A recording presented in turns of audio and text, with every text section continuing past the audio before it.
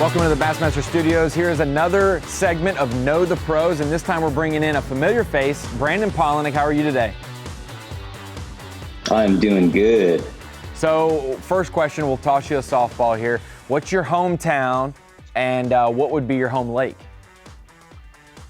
Well, my hometown is technically Rathdrum, Idaho, which is where I'm at now, off of my phenomenal satellite internet that is not that phenomenal.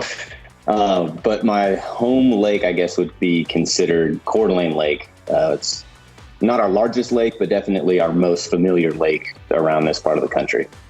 So, Brandon, for you, we're going to start off with one that a lot of fans would ask at an expo if they came up to you right now. But what's your personal best? What's your personal best largemouth, smallmouth, spotted bass, if you know all of those? Oh, my personal best largemouth, I definitely know that one. It is 12 pounds, 4 ounces. I caught that one down in Texas, actually on Lake Austin. It's kind of the last little bit of before the grass disappeared there.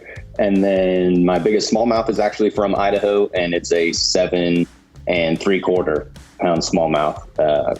My biggest spotted bass is probably like 5 pounds. I don't really know exactly what that one is, but I do know the largemouth and the smallmouth.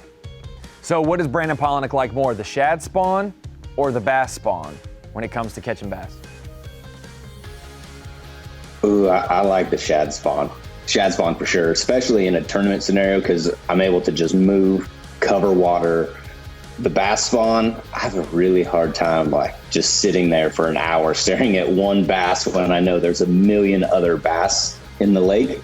And so I'm going to have to go shad spawn for sure. So if you could only have 2 baits the rest of your life, what would you want to have? Oh, 2 baits. I'm going to go with an X-Zone adrenaline bug because I'm going to be able to pitch that thing all over the place, and then probably gonna have to go with Rapala DT6 because I'm gonna be able to throw that in a lot of places, and if I have to weight it, I'll just put it on like a Carolina rig or something if I got to get it down there on the ledge. That's how you deep dive a DT6. Just put a couple of tungsten weights on there. So what's a bucket list lake? You've obviously been all over the country for the Bassmaster Elite Series, but what's a lake that you haven't been to that you would love to go to?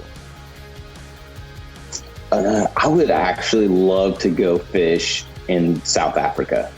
That's one place that I really want to go. I was able to go to Lake Biwa in Japan in 2018 and had an amazing time there, just experiencing the culture and the fishery and all of these giant bass that I see out of South Africa. And reading the articles in Bassmaster magazine about these guys sight fishing these giant bass.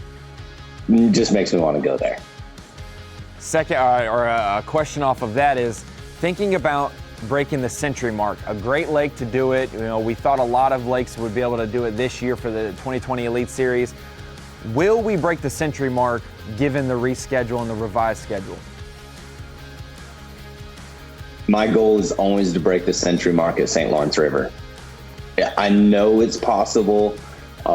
Last time we were there, the first 3 days of practice, I had over 25 pounds, and I really thought I had a shot at doing it there. And I came up short. I couldn't put those 25-pound bags together enough days in a row. Day 2, I ended up having over 26, but it's really hard to catch over 25 pounds of smallmouth 4 days in a row. But if we're going to do it somewhere, I think that's probably one of our best chances to do it. And then, it's possible. I'm going to be shooting for it. So you've had a chance to win a couple classics in your time. You've been close in multiple. What was it like being close in your first ever classic in 2011, having the shot to win just straight out of the nation, babyface, no mustache, having a shot to win that first classic? That's all you can hope for. Being a new guy coming into it is having a shot to win, because that's the biggest stage. That's the biggest opportunity you have for people to get to know who you are. And that's really what launched my career. Was just, I came out of nowhere. People didn't know who I was. And then all of a sudden, here's this young kid from Idaho that they don't think there's even bass in Idaho. half the people don't even know where Idaho is. They think it's somewhere sandwiched between Illinois and Ohio, I guess. And here I am competing with those guys, and it's a completely different experience when you don't know anybody. Nobody knows who you are, and you're kind of just in the background following along, and you really get a cool view of what the classic is. It's completely different when people actually know who you are, people want to do interviews with you, and it just seems like this whirlwind, but you're really able to enjoy and see the classic from a different viewpoint when you're competing in it, but it's your first one. So I might be wrong on this. I'm trying to decipher in my mind, but I think you've won 4 Bassmaster Elite Series events. Is that right? 3, actually. 3, okay. I'm giving you one. I mean, depends if you want to count. Yeah, the Mississippi River. That's the one that I'm probably thinking of. But of your 3 wins, that Bull Shoals, Waddington, and then Rayburn, of those 3, which one is your favorite if you had to pick one? Oh, gosh. All 3 of those are special in their own way. That's so hard to pick just one. Bull Shoals was amazing because it was my first one. It was my second year on tour, and I just absolutely blistered them. Waddington's amazing because I came back after the Mississippi DQ and was running all the way out to the lake, and so that has its own story. And then Rayburn was just kind of like icing on the cake from the AOI run in 17, and being able to catch the winning fish in like the last 15 minutes really makes that special. And then that was also the first one that Tiffany was able to be there for when I won.